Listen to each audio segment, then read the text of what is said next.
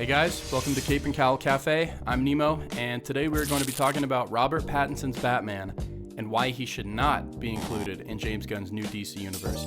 If you guys liked the video at any point today, I'd really appreciate it if you hit that like and subscribe button, but let's just hop right into this. So, there has been a lot of buzz online that I have been seeing, a lot of fan edits and tweets and posts about the possibility of David Cornsweet's Superman sharing the screen with Robert Pattinson's Batman in the new DC universe. Now, while I do like the way that this looks, they do look pretty good standing next to each other, and some of the energy is there. I see it. I see the vision, but it wouldn't work. And I'll tell you why. There's 3 reasons. Reason number 1. Robert Pattinson's Batman is far too grounded and severely underpowered compared to the rest of his colleagues in the Justice League, especially in James Gunn's Superman. I mean, look at this kaiju fight where everyone's zipping around. What's this guy gonna do? Now, you might be thinking, Nemo, this Batman's early in his career. He's not in his prime. He's not that skilled yet. Why don't we just do some kind of time skip and he can join the DCU when he's in his prime? Now, I would be inclined to agree with you, except James Gunn has stated that Batman in the DCU will be in his early to mid-30s. And Robert Pattinson's Batman has already been confirmed to be 30 in the Batman movie, which we learned from the prequel novel that went alongside the movie. So that means that Robert Pattinson's Batman is already the age that he's supposed to be at when he joins the DCU. And this Batman is just far too inexperienced to be dealing with the kind of threats that the Justice League deals with. I mean, he's still fighting common thugs and organized crime at this point in his career. It just wouldn't make sense for them to mesh at this point in time. And I'm saying all of this without even bringing up the Bat family. I mean, how are we supposed to see the Bat family in the DCU if the Batman for that universe is Robert Pattinson? He hasn't been around long enough to have all of these Robins, let alone for Dick Grayson to grow up and become Nightwing. It just wouldn't make sense. And it especially doesn't make sense for Damian Wayne, who James Gunn wants to be in his new Brave and the Bold Batman movie. Now, when Damian meets Bruce, he's at least 10 years old, which means that Bruce and Talia would have had to have conceived him 10 years ago. Now, you can already see why this doesn't make sense because Robert Pattinson's Batman at this point in time has only been active for 2 years. So the math just doesn't add up.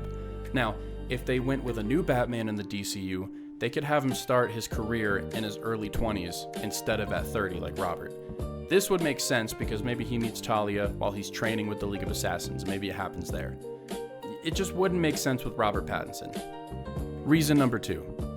Matt Reeves clearly has a vision and a style that he wants to go with when it comes to Robert Pattinson's Batman in his movies. And if he were to join the DCU, Matt Reeves would probably have to conform his directing style to whatever the studio or whatever James Gunn wants, and he wouldn't be able to have the same amount of freedom when it comes to directing his movies. And I think we should encourage and celebrate directors getting to bring their visions to life unimpeded and just make the movies that they want to make. Let them create their art without all of these restrictions. And that just wouldn't be possible in a huge interconnected universe. So I think we should just leave it as its own universe. Let Matt Reeves do what he wants. Just let him cook, all right? And reason number 3, which closely ties into reason number 2, is brand synergy. And brand synergy sucks, and it's something that Marvel has been guilty of for years. I mean, something happens in an MCU movie, and it completely changes the status quo of the comics in all mediums, including animated shows. An example of this would be Star-Lord and all of the Guardians of the Galaxy resembling their MCU counterparts in the comics after the movie was popular. Now, I like that movie too, but I think that all mediums should be able to be unique and have their own style, and because all these different mediums attract different kinds of fans. But Marvel knows that they have a lot of fans of their movies. They're pretty popular, or they were pretty popular. A lot of them have been kind of terrible lately. But they know that they have a lot of fans for their movies, so they're trying to attract more fans to other mediums so they can make more money. But the problem is, they don't have faith in their fans, and they think that we're stupid. That's one of the biggest problems with these top-level executives, is they think we're not going to appreciate these characters in different mediums unless they're the exact way that we saw in the movies. It doesn't make any sense, and that's exactly why they canceled Spectacular Spider-Man and Earth's Mightiest Heroes. They canceled those animated shows so that they can make new ones that more closely resembled the MCU, and that's just so dumb. You know, video games, movies, comic books, shows, we can have mediums that have their own aesthetics and are completely different from each other. It's one of the things that's so beautiful about all things comic books is you can tell the same story a million different ways, and people can keep building on each other's ideas until we get these perfected, versions of these characters. For instance, Mr. Freeze.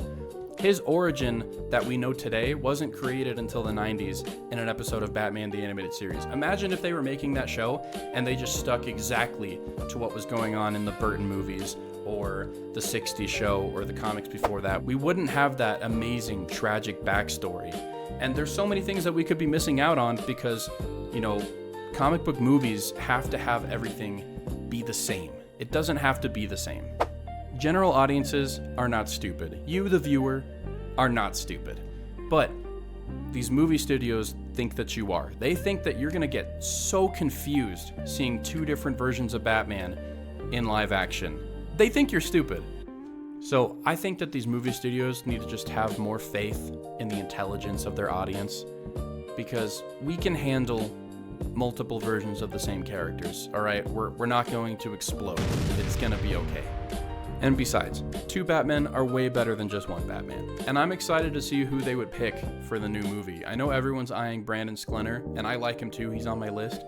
But I think my top pick would actually be Aaron Taylor Johnson. And I know there's a lot of people who want Jensen Ackles and Alan Ritchson. And Jensen was my number one, but looking at these parameters that James Gunn has given us, he's just a little too old. But for those of you who don't know, he's already voiced Batman in the Long Halloween animated movie, and he's pretty good in that. So you guys should go check that out. But anyway, that's going to be about it for this video. If you guys like the video, I'd really appreciate it if you hit that like and subscribe button. If you guys have more ideas for things you want me to talk about, things you want me to cover, you can drop them in the comments below.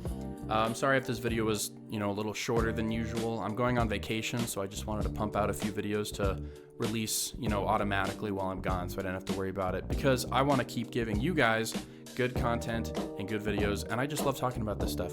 So, yeah, until next time, see you guys later.